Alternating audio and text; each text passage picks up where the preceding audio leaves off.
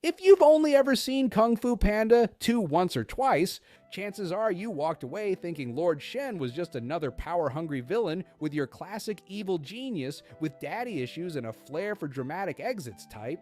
And yeah, on the surface, that checks out. Shen is flashy, but I've rewatched this movie more times than I'd care to admit. Like, seriously, it's bordering on a spiritual experience at this point. What you and I both understood from the movie was that Shen was evil and somewhat broken, but beneath that evilness, he was a pawn used by the Soothsayer who's only pretending to be peaceful. Before I get into this, I just want to clear one thing up. I'm not defending Shen from the fact that he committed a genocide, but this is more of how the Soothsayer was the one pulling all the strings. So let's rewind a bit to Shen's childhood, cause that is a perfect start. Now, we don't get a whole lot of direct info in the movie about how Shen was raised, but if you start piecing together what the creators have said, some behind the scenes notes, and a bit of good old fashioned obsessive rewatching, hi, yes, that's me, you start to see the full picture. And spoiler alert, it's not pretty. First off, let's clear something up that's always bugged me. Shen doesn't have albinism. I know he's got white feathers, red eyes, and the whole ghostly peacock thing going on, but biologically, that's a big nope. That's not how albinism works. If he were truly albino, he wouldn't have any pigment at all. And yet, when you look at his tail feathers, red and black eyes on the train, that's melanin, that's pigment. So, what's the deal? Shen's condition is most likely leucism. It's similar but different. Leucism allows partial pigment, especially in specific areas, which makes way more sense for his color pattern. In real life, leucistic birds are rare, especially peacocks. And in Chinese culture, the color white is heavily associated with death. So already, this poor bird was born with a target on his back, socially, culturally, and biologically. Now a royal family, proud as peacocks literally, expecting a perfect heir to carry on the legacy. And out pops this sickly white chick who, according to several sources, was immediately handed off to the Soothsayer. And that is not exactly a heartwarming family photo. To make matters worse, Shen was unwell. There are subtle references to his health being fragile from the start. That red color in his eyes biologically is not necessarily from genetics. In birds, redness in the eyes can come from inflammation, infection, and actual illness. I think there's a good chance he had chronic health issues. It's a detail that the creators didn't scream at us, but it's there if you're paying attention. In one part of the movie, Shen actually says, "My father used to let me play right here beside him." So clearly, there was a time when his parents tried. They didn't just chuck him into a tower and wish him luck. They probably hoped he'd grow out of his condition, or at least show signs of strength as he got older.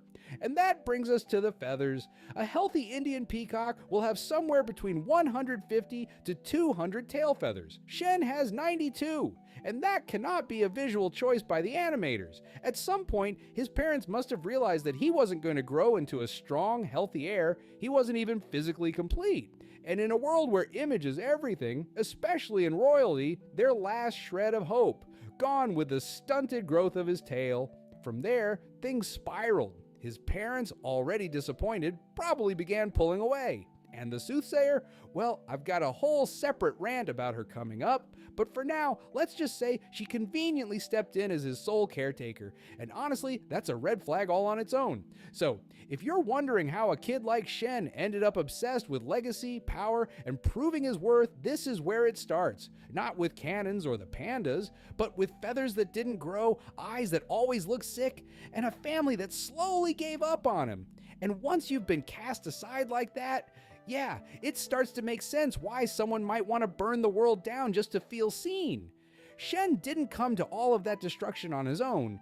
There's someone else in this story who's been floating quietly in the background, acting like she's just offering sage advice and herbal tea. But the more you watch, the more you start to realize the Soothsayer isn't just some passive old goat. Not even close. Now, if you're watching this movie for the first time, she comes off like the classic wise old mentor.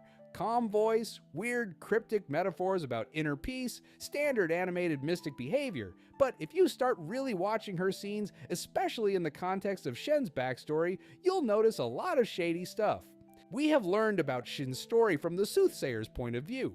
So one thing is clear, that the Soothsayer isn't just some background spiritual figure, she's old. old enough to know about his entire childhood, and we know that Shen is around 50 years of age. So based on the timeline, she's probably somewhere between 90 and 100 years old during the events of Kung Fu Panda 2. That means she wasn't just around when Shen was a child, she was probably also the one who raised Shen's father too. She's been hanging around the Peacock royal family for at least 2 generations, maybe longer. That's embedded power more than loyalty. So the Soothsayer raised Shen, that part is not up for debate. The creators have basically confirmed it, and Shen even calls her old goat like someone who grew up annoyed by a live-in nanny. So the woman who supposedly warned the royal family about Shen's darkness, she's also the one who helped raise him. And before I get to the real point here, don't you think that's totally weird? I mean, you don't raise a kid and then suddenly go, hey, yeah, that one. Total future warlord. Might want to exile him. Unless, of course, that was always part of the plan. Now, if you're someone who's had that much quiet influence over a royal bloodline for that long, you don't exactly love the idea of being pushed out.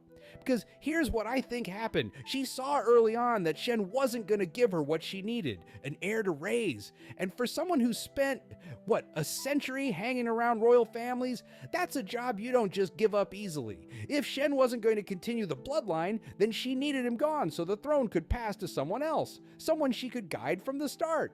So what does she do? She subtly raises him to be too smart, educated enough to weaponize fireworks, influential enough to rally the city guards, aka the wolves, around him. She gives him just enough space to spiral. Then, when he starts poking around with dangerous ideas, she drops the prophecy. Let's pause on that for a second, because this "a warrior of black and white will defeat you" line, it's not helpful. It's definitely not guidance. That is like setting up a trap for someone. Imagine telling an unstable, emotionally neglected prince that he's going to die unless he changes everything about who he is. That's straight up gasoline. And Shen reacts exactly how you'd expect. He doubles down, slaughters a panda village because some goat told him one of them would end him, and in doing so, he proves his parents right, and hands the Soothsayer exactly what she wanted, a reason to exile him and wipe the royal slate clean. Now, fast forward to Shen's return.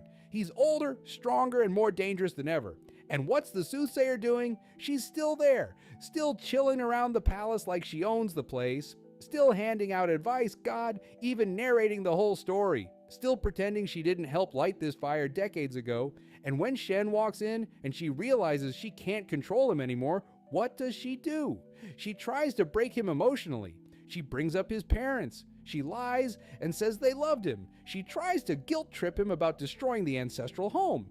You ever noticed how none of that works? Because it's not rooted in truth, but manipulation. It's someone trying to stay relevant in a game they already lost. And don't even get me started on her final scene, smiling while Shen's body is literally burning under the rubble. That wasn't peaceful acceptance. That was a victory. She won, she beat him, and she got to do it with clean hands because technically she didn't do anything. She just predicted it all. So while everyone's busy painting Lord Shen as the villain of the story, and don't get me wrong, he absolutely is, there's another player in this game who's just as responsible.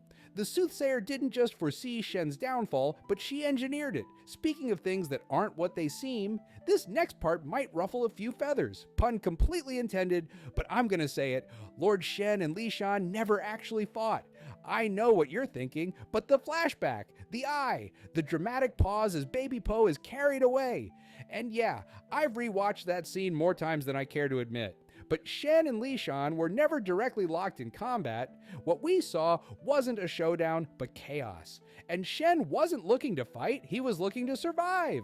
Let me walk you through it. We see this quick little moment during the flashback where Boss Wolf loses his eye. Just one frame, really. It's easy to miss unless you're in full nerd detective mode, which obviously I was. That injury came from Shan. That's canon. It's the panda defending his son, probably his wife too, and landing a solid blow. But when that happens, when Boss Wolf stumbles back in pain, Shen doesn't look at the panda like an enemy. He looks back at the wolf, his friend, his family, and he genuinely looks scared. Now remember, Shen wasn't some villainous warlord yet. Not then. He was a young prince, freaked out, rejected, and doing the absolute worst thing possible in a desperate attempt to protect himself from a prophecy. He wasn't charging in to personally duel anyone, he was hiding behind his wolves and cannons, reacting to fear. That moment when Boss Wolf is injured, that's where I think everything stopped. Shen sees someone he loves bleeding on the battlefield, and his first instinct is not to finish the fight, it's to go to him. And Shan, he sees a scared, manic kid surrounded by destruction, and he makes a different call. Instead of running headfirst into a revenge match, he turns to his wife and says, "Take Po and run." And maybe he joins the villagers, maybe he stays to defend the rest, but either way, he doesn't go after Shen, because that wasn't the mission. The mission was to survive. So no, I don't think they ever clashed swords or threw hands or had some epic confrontation. That fight didn't happen. The moment passed before it even began. And that Boss Wolf, he was once like a brother to Shen, loyal to a fault. He followed Shen through exile, war, madness. But the older Shen got, the more distance he put between himself and the wolves he once played with. He stopped seeing them as friends and started seeing them as tools, which is exactly why that final moment when Boss Wolf refuses to fire the cannon, refuses to help Shen kill anymore, and Shen just stabs him. It's not a villain killing a minion, but a broken prince killing the last piece of his childhood, all because of a fight that never really happened. So there you go.